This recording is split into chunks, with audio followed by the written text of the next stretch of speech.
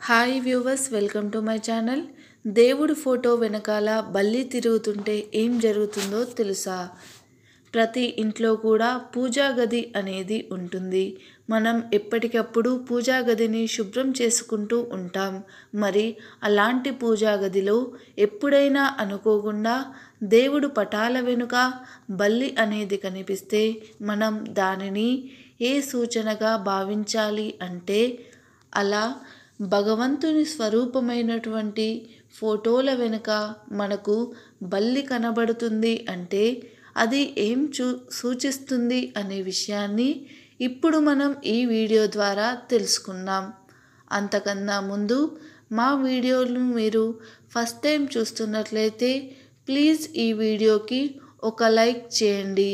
ఈ వీడియో నచ్చితే సబ్స్క్రైబ్ చేసుకొని పక్కనే ఉండే బెల్ ఐకాన్ను ప్రెస్ చేయండి.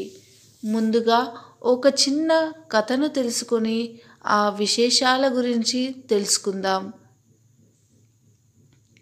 మీకు రిక్వెస్ట్ ఏంటంటే ఈ వీడియోని ఎక్కడా స్కిప్ చేయకుండా పూర్తిగా చూడండి. అప్పుడే మీకు పూర్తిగా అర్థమవుతుంది. పూర్వం నందీపురం అనే పట్టణం ఉండేది. ఆ పట్టణంలో బ్రాహ్మణ అగ్రహారంలో చంద్రవదనుడు అనే బ్రాహ్మణుడు నివసిస్తూ ఉండేవాడు. అతను సకల శాస్త్రాలు చదివి గొప్ప పాండిత్యం సంపాదించాడు. అయినా కూడా అతనికి తృప్తి కలగలేదు. తనకి తెలిసిన విద్యలు కాకుండా ఇంకా ఎన్ని విద్యలు ఉన్నాయో ఆ విద్యలన్నీ అభ్యసించాలని తలచి అట్టి తలంపుతో పిల్లని ఇస్తామని అడిగి వచ్చినా కూడా వివాహం ఆడకుండా బ్రహ్మచర్యాన్ని అవలంబిస్తూ సర్వకాల సర్వ వ్యవస్థలో జ్ఞానార్జన కోసం ప్రయత్నిస్తూ ఉండేవాడు. నేర్పిన అటువంటి గురువు కోసం వెతుకుతూ ఉండేవాడు. ఎన్ని దేశాలు తిరిగినా కూడా అతనికి నచ్చిన గురువు మాత్రం దొరకలేదు. నూతన గురువు కోసం అన్వేషిస్తూ అతను ఒకరోజు అరణ్య మార్గంలో పోతూ బాగా అలసిపోయాడు. అతనికి విపరీతమైన దాహం వేసింది. ఆ దాహం తీర్చుకోవడం కోసం నీటి కోసం వెతుకుతూ ఉండగా ఒక పెద్ద చెరువు కనిపిస్తుంది. ఆ చెరువు గట్టుపై పెద్ద రావి చెట్టు కనిపిస్తుంది. దాన్ని చూసిన చంద్రవదనుడు చాలా సంతోషించి చెరువు దగ్గరకు వెళ్ళి అందులో ఉన్న నిర్మలమైన నీటిని తాగి దాహబాధను తీర్చుకున్నాడు. పిమ్మట కాస్త విశ్రాంతి తీసుకుందామని ఆ రావి చెట్టు నీడలో పడుకున్నాడు. ఆ రావి చెట్టుపై కొంతకాలం నుండి ఓ బ్రహ్మ రాక్షసి నివసిస్తూ ఉండేది. ఆ రాక్షసి సకల విద్యలు నేర్చిన దిట్ట. ఆ రాక్షసి బ్రహ్మలోకాన్ని కోరి తపస్సు చేయుచుండెను. ఆ రాక్షసి ప్రతిదినం తపస్సు ముగిసిన తరువాత చెట్టు నుండి కిందకి దిగి చెరువు వద్దకు వెళ్ళి అనుష్ఠానములు తీర్చుకుంటూ ఉండేవాడు. మామూలు ప్రకారం ఆ చెట్టు నుండి దిగి అక్కడ గాఢ నిద్రలో మునిగినటువంటి చంద్రవదనుడిని చూసి జాలిపడింది. దగ్గరకు వెళ్ళి అతని మేలుకొలిపి, ఎవరు నీవు? ఇచ్చట నీవు ఏ పని మీద వచ్చావు? నీ నివాస స్థలం ఏది? ఏమాత్రం దాచక చెప్పుము అని అడిగింది. చంద్రవదనుడు పైకి లేచి కళ్ళు నిలుపుకొని తన ఎదురుగా ఉన్న బ్రహ్మ రాక్షసికి నమస్కరించి, అయ్యా, నేను ఒక బ్రాహ్మణుడిని. చంద్రవదనుడు అనేది నా పేరు. నా నివాస స్థలం నందీపురం. నాకు తెలియని విద్యలను తెలుసుకుని నాకు మంచిగా నేర్పేటటువంటి సద్గురువు కోసం వెతుకుతూ ఇక్కడికి వచ్చాను అని చెబుతాడు. ఆ చెరువు నీళ్లు తాగి దాహబాధను తీర్చుకున్నాను. మార్గాయాసం తీర్చుకోవాలని చెప్పి ఈ చెట్టు నీడను ఆశ్రయించాను అని అన్నాడు. మీ ముఖ తేజస్సును చూసి సకల శాస్త్రాలు తెలిసిన వారిని గ్రహించాను. నాకు తెలియని విద్యను తెలిపి నన్ను కృతజ్ఞతను చేయవలసింది అని వినయంగా అడుగుతాడు చంద్రవదనుడు. మాటలు విని బ్రహ్మ రాక్షసుడు, చంద్రవదన, నీ ఆశయం తెలుసుకుని చాలా సంతోషించాను. నీవు కోరినట్లు నాకు తెలిసిన విద్యలన్నీ నీకు నేర్పిస్తాను. నీవు ఏమాత్రం శ్రద్ధ చూపకుండా నా సమయాన్ని వృధా చేయకుండా తెలుసుకో. స్వల్పకాలంలోనే నీ సకల విద్యలన్నీ నేర్చుకోగలుగుతావు అని చెప్తాడు. అప్పుడు చంద్రవదనుడు, గురుదేవా, మీరు చెప్పినట్టే చేస్తాను. శ్రద్ధగా నేర్చుకుంటాను. విద్యార్జనలో ఎన్ని కష్టాలు ఎదురైనా సరే సంతోషంగా భరిస్తాను అని చెప్తాడు. అప్పుడు ఆ బ్రహ్మ రాక్షసుడు, చంద్రవదన, నేను ఈ చెట్టు మీద నుండి నీకు నేర్పదలిచిన విషయాలను ఈ రావి ఆకులపై రాసి పాడేస్తూ ఉంటాను. నీవు ఆ పత్రాలపై రాసిన విషయాలను 6 మాసాలు రాత్రింబవళ్ళు నిద్రాహారాలు మాని చదువుకుంటూ ఉండాలి. ఒక్క దినం కూడా ఉల్లంఘించకూడదు. నేను రాసిన విషయాలను శ్రద్ధగా పఠించినప్పుడే నీకు సంపూర్ణ పాండిత్యం లభించగలదు. ఈ నియమాన్ని తప్పావా నా ఆగ్రహానికి గురి కావలసి వస్తుందని చెప్పాడు. చంద్రవదనుడు బ్రహ్మ రాక్షసుడు చెప్పినట్టు చేస్తానని ప్రమాణం చేస్తాడు. అప్పుడు ఆ రాక్షసుడు చంద్రవదనుడికి ఒక చిన్న మంత్రమును ఉపదేశిస్తాడు. దీన్ని అనుష్ఠించినచో నీకు ఆకలి నిద్రలు కలగవు అని చెప్తాడు. చంద్రవదనుడు భక్తి శ్రద్ధలతో ఆ బ్రహ్మ రాక్షసుడు చెప్పినట్టు 6 మాసాల్లో సకల విద్యలు చక్కగా నేర్చుకున్నాడు. బ్రహ్మ రాక్షసుడు చెప్పిన మంత్రాన్ని పఠిస్తూ 6 మాసాలు ఆకలి నిద్రల బాధను పోకుండా ఉంటాడు. ఇంతలో ఆ బ్రహ్మ రాక్షసుడు తపస్సు పూర్తయిపోతుంది. అతనికి తగిలిన శాపం తీరిపోతుంది. దానితో అతను దివ్యమైన తేజస్సుతో ప్రకాశిస్తూ ఉంటాడు. చంద్రవదనుడు అతని దివ్య రూపాన్ని చూసి ఆశ్చర్యపోతాడు. అతన్ని చూసి దివ్య రూపమైన బ్రహ్మ రాక్షసుడు, చంద్రవదన, నేను ఒక శాప విమోచన. నేను ఇప్పుడు ఇచ్చట ఒక బ్రహ్మ రాక్షసుడినై పుట్టాను. బ్రాహ్మణ గురించి తపస్సు చేసి శాప విముక్తుణ్ణి అయ్యాను. కొద్దిసేపటిలో నేను బ్రహ్మలోకానికి పోతున్నాను అని చెప్పగా బ్రహ్మరథం వచ్చి అతను ముందు ఆగుతుంది. అతడు ఆ రథం ఎక్కి, చంద్రవదన, నువ్వు సకల విద్యా సాగరుడు అయితివి. నీవు నేర్చుకోవలసిన విద్యలు ఇక ఏమీ లేవు. కాబట్టి నీ దేశానికి తక్షణమే వెళ్ళిపొమ్ము.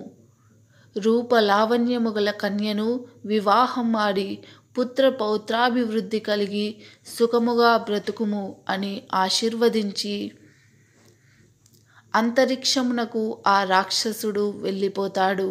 ఇక చంద్రవదనుడు వెంటనే బయలుదేరి కొండలు కోనలు దాటి తన స్వస్థలం చేరదలిచి వస్తూ ఉంటాడు.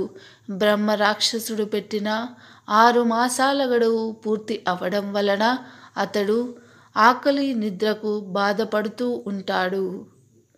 ఎంతో శ్రమపడి నడిచి అతడు ప్రతిష్టాపురం అనే నగరానికి సమీపంలోని ఊరిలోకి వెళ్ళి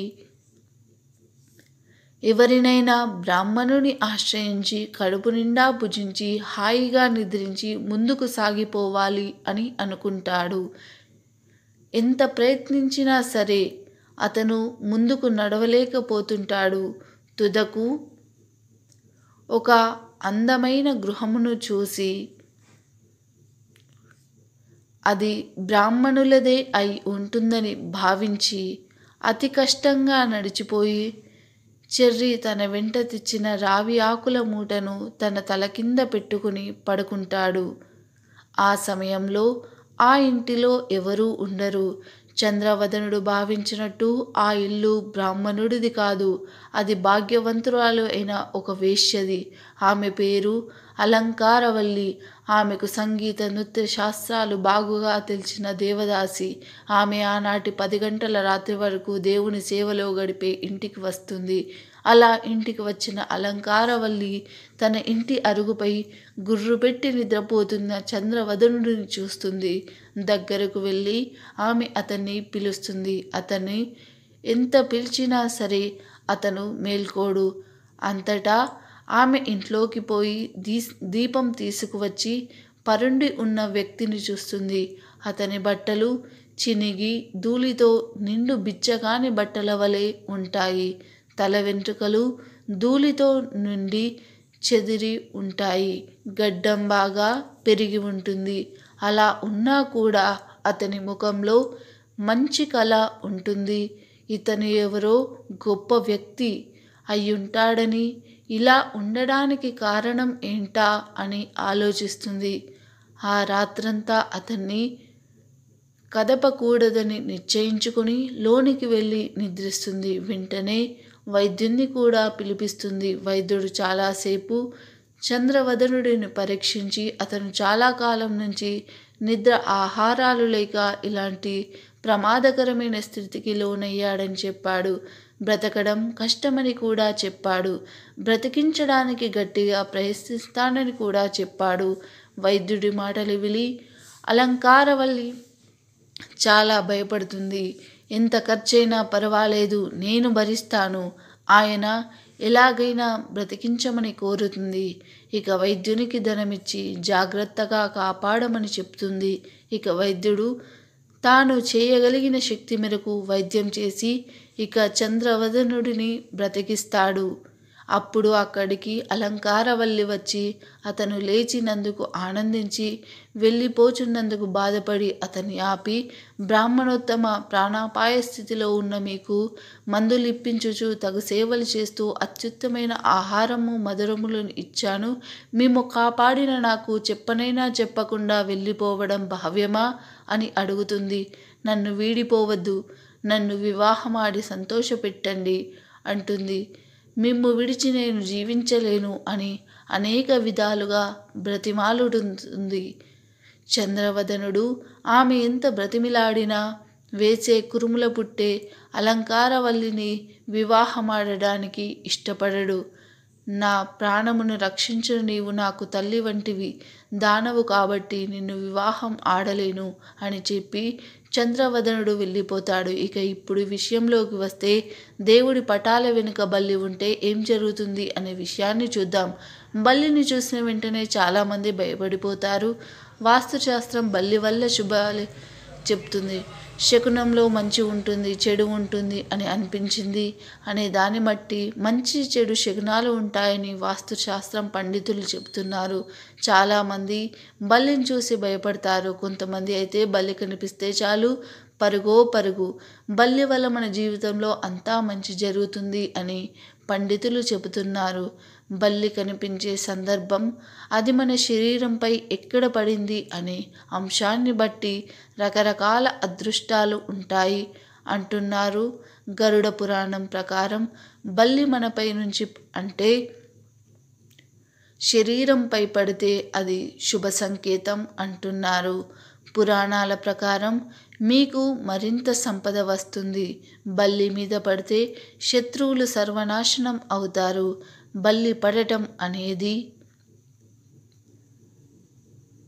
తాకతాళ్యంగా జరగాలి తప్ప బలవంతంగా బల్లిని మీద వేయించుకోకూడదు. బల్లి మీ తల మీద, కింది పెదవులపై, బొడ్డుపై, 2 తొడల దేనిపైనైనా లేదా మోకాళ్ళ మధ్యలో, కాళ్ళ పాదాలపై పడితే అది శుభ సంకేతం అంటున్నారు. దీనివల్ల సంపద పెరిగే అవకాశం మెరుగవుతుందట. బల్లి పొరపాటున మీ కనుబొమ్మలపై పడితే మాత్రం ఉన్న సంపద తరిగిపోతుంది. బల్లి ఇంట్లోకి వస్తూ అరుస్తూ మీ ఇంట్లోకి వస్తే అది మీకు శుభ సంకేతం. చాలా పెద్ద మొత్తంలో మీకు డబ్బు వస్తుంది. కానీ బల్లి పొరపాటున మీ ఎడమ రొమ్ముపై పడితే మాత్రం ఈ ఇంట్లో సభ్యుల మధ్య వివాదాలు, గొడవలు జరుగుతాయని అంటున్నారు పండితులు. తూర్పు, ఉత్తరం, ఈశాన్య దిశలలో వెళ్తున్నప్పుడు మీకు బల్లి అరుపు వినిపిస్తే అది చాలా మంచిది. భారీగా డబ్బు లభించడమే కాదు, మీ అధికారులు ప్రమోషన్ స్విచ్ అవకాశం ఉంటుంది అంటున్నారు పండితులు. 2 బల్లులు పోట్లాడుతున్నట్లు మీకు అనిపిస్తే మీ యొక్క చాలా ఇష్టమైన సన్నిహితులకు అంటే స్నేహితులకు మీ మధ్య గొడవ వస్తుందని అర్థం. ఇక దేవుని పటాల వెనుక బల్లి కనుక కనిపిస్తే మీకు త్వరలోనే ఏదో చెడు జరగబోతుందని అర్థం. అలా అని మీరు భయపడవలసిన అవసరం లేదు. వెంటనే గదిని శుభ్రం చేసి చక్కగా తడిగుడ్డ పెట్టి పసుపు నీళ్లు చల్లుకుంటే సరిపోతుంది. అలా అని ప్రతిసారి మనం బల్లిని లోపలికి రాకుండా చూసుకోలేం కదా. దానికి తగ్గట్టుగా బల్లి ఇంట్లోకి రాకుండా కొన్ని చిట్కాలను పాటిస్తాం కదా. అది ఖచ్చితంగా దేవుని మందిరంలో పాటిస్తే సరిపోతుంది. అలా చేస్తే కనుక దేవుడి పటాల వెనుక బల్లి అనేది చేరకుండా ఉంటుంది. తద్వారా మనకు చెడు అనేది జరగకుండా ఉంటుంది. అలా అని అది చాలా పెద్ద కీడు తరిపెడుతుంది అని అర్థం కాదు. ఏదో ఒక చెడు అనేది ఖచ్చితంగా జరుగుతుంది. అది స్వల్పంగానే. కాబట్టి జాగ్రత్తగా ఉండడం మంచిదే. ఈ వీడియో నచ్చితే లైక్ చేయండి, షేర్ చేయండి. ఛానల్ను సబ్స్క్రైబ్ చేసుకొని పక్కనుండే గంట సింబల్ను ప్రెస్ చేయండి. ఈ వీడియో నచ్చితే కామెంట్ బాక్స్లో జై శ్రీకృష్ణ అని తప్పక కామెంట్ చేయండి. ఈ వీడియో చూసినందుకు ధన్యవాదాలు.